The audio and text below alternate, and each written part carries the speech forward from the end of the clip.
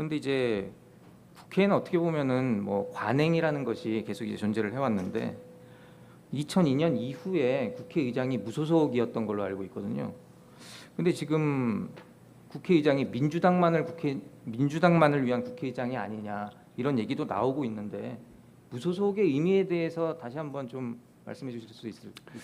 네, 그 이제 저 당내에서 경선을 할 때도 이제 선거를 할 때도 국회의장 후보를 뽑는 선거할 때도 그게 이제 화두였습니다. 저는 이렇게 얘기했습니다. 중립은 몰 가치가 아니다. 국회의장은 단순한 국회의 사회자가 아니다. 이렇게 얘기를 했어요. 제가 갖고 있는 지론입니다. 저는 이렇게 봅니다. 국회의 유일한 기준은 국민이다. 국민의 삶을 어떻게 개선시켜 나갈 것이냐. 국회의장은 민심을 대변해서 국민의 삶과 국민의 권리를 어떻게 지킬 것인가. 또 국회의장은 헌법을 기초해서 국민의 권리를 어떻게 지켜나갈 것인가. 이게 전 핵심이라고 생각합니다. 그 국민이 지금 요구하고 있는 바 이것을 관철시켜 가는 것이고요. 또 하나의 과제는 상권 분립으로서 국회의 역할입니다. 국회가 갖고 있는 권한의 대부분은 상권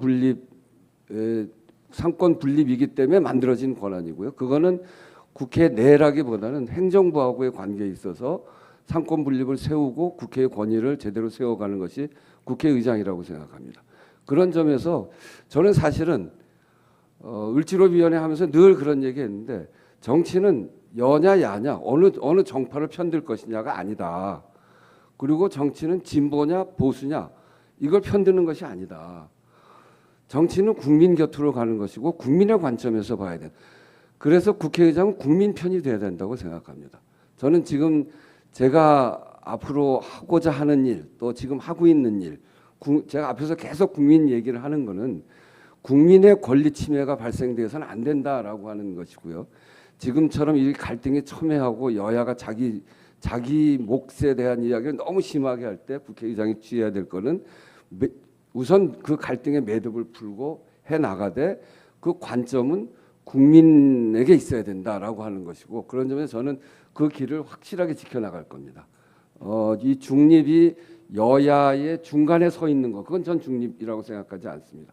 그거는 합의 못하면 아무것도 못하는 국회 그게 바로 정치 불신의 핵심이고 국회가 도대체 뭐하냐 국회가 싸움만 하냐 그렇게 얘기하는 국민들의 목소리는 바로 그 지점인 것 같습니다.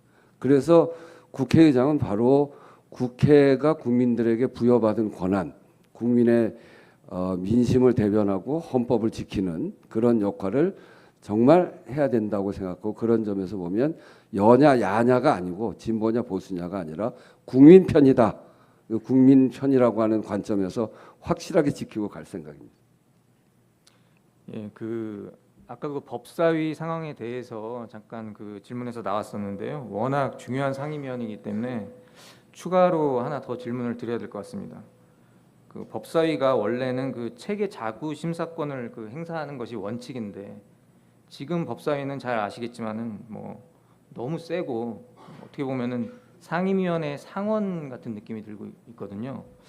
그러면 이 법사위 위상의 기나 이 기능 변화를 좀 어떻게 좀 바꿔야 되는 거 아니냐 이런 얘기들이 많은데 어떻게 보십니까?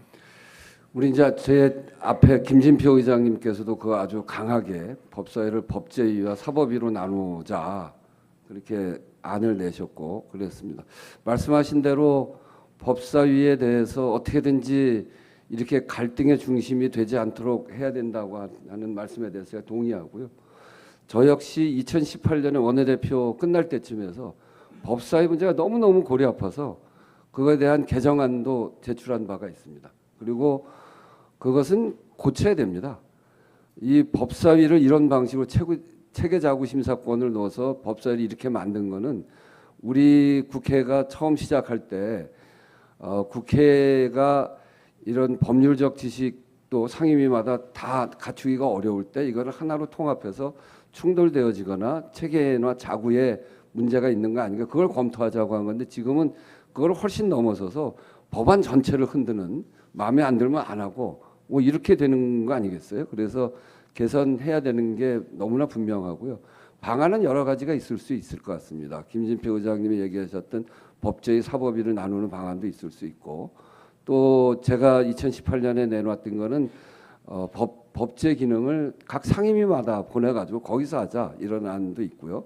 또 하나는 국회의장 직속으로 해서 각 상임위의 간사들을 모아서 법제 기능을 하게 하는 그런 안도 있을 수 있습니다. 그래서 안은 여러 가지가 있을 수 있는데, 그래서 저는 이번 원구성이 끝나면 이 법사위를 개편하는 문제를 포함해서 국회에 개혁해야 될 과제들이 굉장히 많거든요.